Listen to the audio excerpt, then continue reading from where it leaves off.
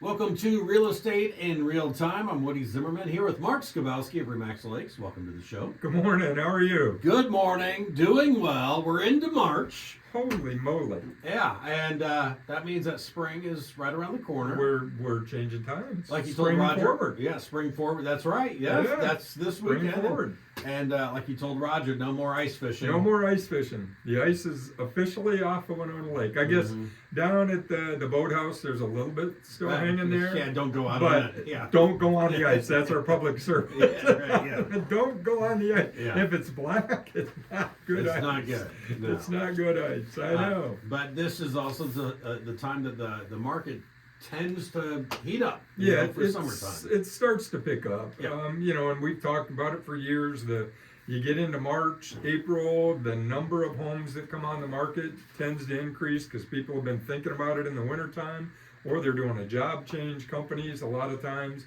transition or relocate people in the spring. Yeah. So it tends to get busier. So what we wanted to talk a little bit about today is for buyers, maybe you can get ahead of the curve. Maybe you can beat some of that, increased demand because it's coming. Interest rates are the lowest they've been in a long time, even though they're hovering around 6%. But the experts say, and I've got the stats to prove it, Fannie Mae says they expect it's going to be about 6% for the year. This is all of 26. They're not saying 5.5, they're saying 6. The Mortgage Brokers Association is about 6.1, and Wells Fargo, so one of the bigger banks that does a lot of lending, is 6.15. We know Trump is trying to push the rates go down, but the ones that make that decision, they are not doing it. And it's supply demand that drives that, the cost of money. And I would say if anybody's getting ready to buy, watch the 10-year note. That's typically what banks look at. Okay. And you see that number, and it's like it went below 4%. Okay. Last week for a couple of days. And last week, mortgage rates dropped below 6% for the first time in forever. I mean, the national average was like 5.9999. So it was below, but hey, marketing, it's below 6%. Right. Barely below. But of course, this is all with no points and good credit. If you pay points, you can drive that rate down. So if you prepaid interest, you can get that rate a little bit lower. Yeah. But the bottom line, rates are going to hover around 6%. So if you're a buyer and you're thinking, well, I'm going to wait till rates drop, Don't wait. it's not a valid, thought process. Yeah. It just isn't. It all comes back to what's your why, what's your reason for wanting to buy or wanting to move.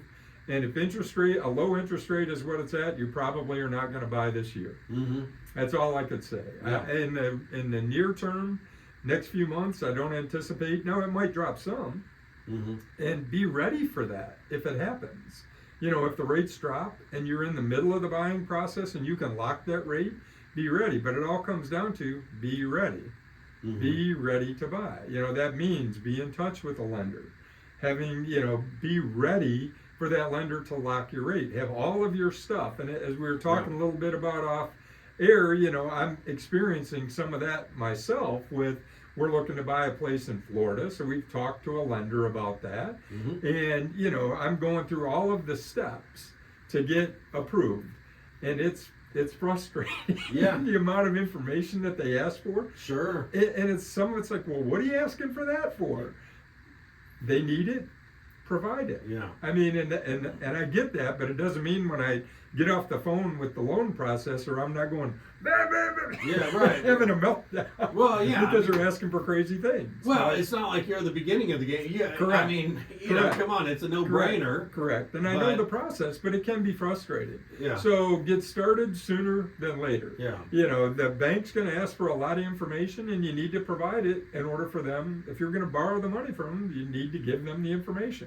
So, it isn't a one-day process, bottom line. It's not. And being pre-approved or knowing that where you're at, you're in a lot better position than going out and, well, we just want to go look at houses today. But if you're ready, if you're not ready, get ready. If you plan to buy this year, the bottom line, don't wait on interest rates to change. Don't let that make your decision. Right. Because it's probably not going to happen. It may drop a little bit, but I don't think you're going to see 5.5 or 5.25 anytime in 2026. Mhm. Economic conditions, job conditions, all of that stuff can change that. But as it stands right now, I don't anticipate you're going to see that lower number. Gotcha. So if you're thinking about buying, hopefully you've already done those things. You've spoken with a lender to get your pre-approval. And what's the purpose of that? Well, if you're going to look, homes are still moving relatively quickly in certain price ranges. Mm-hmm. There's more inventory, so you as a buyer have more to look at. And if you get out ahead of the game right now, there's less demand. There's less people out looking. So if you get out and you find the one you want, maybe you have less competition for that. Yeah. Which ultimately means maybe you've got some leverage. Maybe you have some negotiating power Okay. at this point. Again, it all depends on the price range that you're looking in, the location that you're looking in. All of that stuff comes into play. But to go out and be pre-approved, ready to buy, makes all the difference in the world. If you're ready, be ready. Yeah, you you've think been you are, saying be that ready. since day one, since probably the first show that we did, Yep. 8 years ago. Get pre-approved. Get pre-approved and be ready to go. And after the break, we can talk about some of these do's and don'ts about financing to be ready to buy. All right, you're listening to Real Estate in Real Time. We'll be right back. Welcome back. You're listening to Real Estate in Real Time. I'm Woody Zimmerman here with Mark Skubowski of Remax Lakes, and we're just talking about interest rates for the year. They're pretty much going to remain where they're at. I think they're going to stay pretty flat. That's the prediction Yep. for 2026. Yep. You wanted to talk about some do's and don'ts. So do's and don'ts, things that you should do. If you're thinking about buying now, what's number one? Get that pre-approval. Oh, yeah. Get the pre-approval. At least establish a relationship with a lender. So if you see the one you like, you're not waiting on getting a pre-approval. And every Mhm. lender's going to have a different process. Some of them will do an in-depth analysis of your credit and all those things. Others will be, hey, what do you make? What are your debts? Okay, what's your credit score? I mean, credit score is important in this Yep. piece. They'll look at that and they'll render you a pre-approval, maybe without doing an in-depth dive. Some of the lenders do a complete in-depth dive. Could take a week, could take 2 weeks to get you a pre-approval. But when you come out of that pre-approval, for some of them, you are pre-approved. I mean, your loan is approved at that given amount. Okay. So that given amount is important. The type of financing that you're doing is important. Right. So getting that pre-approval, it lets you know not only the price range, but what type of financing that you're going to use. And that can drive what type of home you're going to do. I get the, hey, I want to buy a foreclosure. Well, if you're a USDA financing, you're not going to buy a foreclosure because typically, I say typically, the foreclosures are in rough shape. They would not qualify for USDA financing. And the sellers, the banks, aren't going to be willing to make any repairs that come as a result of the financing, Right. of the appraisal. So, knowing the type of financing is just important. And for you as a buyer to know what your payment's going to look like. Mm-hmm. Because your lender's going to give you a good faith estimate. They're going to tell you what principal and interest payment. They're going to give you an idea on what your taxes are.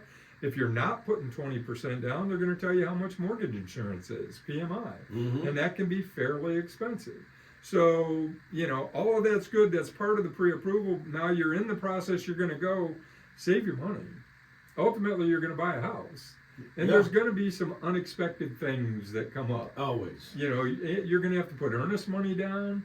You're going to have to pay for the appraisal. Some of those are up front. Well, the earnest money and the appraisal money, those are up front. You're going to have that money in the bank when you go to write the offer because the bank's going to want to make sure that's part of the pre-approval process. Right. Do you have the funds necessary to close this transaction? I guess the other do is stay with your current job. It's a do and a don't. Don't change jobs. Mm-hmm. Don't change jobs. So keep working. Yeah. Don't, hey, I'm ready to retire. I'm changing jobs, whatever. Be consistent. Do pay stuff on time. Mm-hmm. Continue to pay things on time. It only takes, again, depends on where you're at in the credit spectrum, but late payments can really impact your credit score. Mm-hmm. And credit score impacts your ability to finance, but also impacts your insurance rates. Yeah. If you're a higher risk, if you have a lower credit score, you're a higher risk for insurance companies. What does that mean? Probably higher car insurance, probably higher homeowners insurance. Yeah. So keeping that credit in line, pay your payments on time. Don't get any new credit. Don't go out and buy a new four-wheeler. Don't buy a new boat if you're thinking you're going to buy a house. Mm-hmm. So do's and don'ts. I know I'm mixing them up, but the reality is keep your credit consistent. Right. Be more conservative when it comes this time. If you want it, because think of the end game. The end game is to purchase a home. Right. And any of those don'ts, taking new credit on, can disrupt that process. I get I need to have 20% down. Well, you do not have to have 20% down to buy. There are programs that you can purchase a home for less than 20% down, but many of them have PMI or mortgage insurance buried in there somewhere. Mm-hmm. It may not be called mortgage insurance, but there's a fee that you're paying for not having 20% down. Not in all programs, but in most if you don't have 20%. But you can purchase without 20% down. Yeah, and most people don't have just Most don't. a big wad of cash sitting there. Correct. So, 90 days same as cash, that's credit. That's credit. That's credit. Yeah. Even though people, I don't have to pay for it right now. I know, but your lender could potentially, and most do, pull your credit just prior to closing.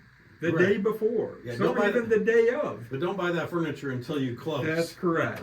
That's correct. Don't buy that household of furniture until you've closed. Mm-hmm. Don't do it until you've closed. Yeah. So, what are we talking about the do's? Continue to save money, pay stuff on time, keep your employment, consistent. Mm-hmm. What are the don'ts? Don't go out and get any new credit.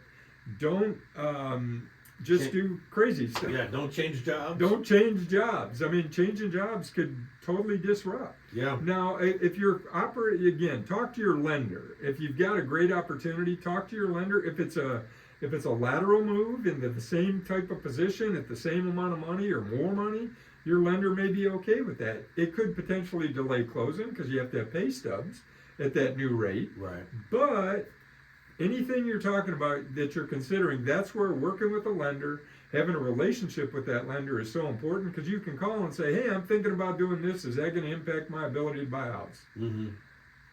Right. So that if that's your intent, if you've got an accepted purchase agreement and you're waiting to go to closing, Mm-hmm. you don't want to disrupt that process. And again, that's why you always say work with a local lender. Work with a local lender. One that you can pick up the phone and you Yes, can talk to. and you can talk to. Or go see. Or go walk right in the door and say hello. Here I am, Mhm. I've got some questions for you. Yeah. So bottom line, it's still, the market is beginning to pick up. If you can get ahead of it this time of year, go ahead and get ahead of it. But being ready is important no matter what time of year you're looking to buy. Yeah. Here we go. Welcome spring. Yeah, here we are. All right, love it. All right, if you'd like to continue this conversation with Mark, make sure you reach out. Your contact info. Sure, the website, skabowskiteam.com. Phone numbers, 574-527-0660. You can always email me at mark@skabowskiteam.com. You've been listening to Real Estate in Real Time. Have yourself a wonderful weekend.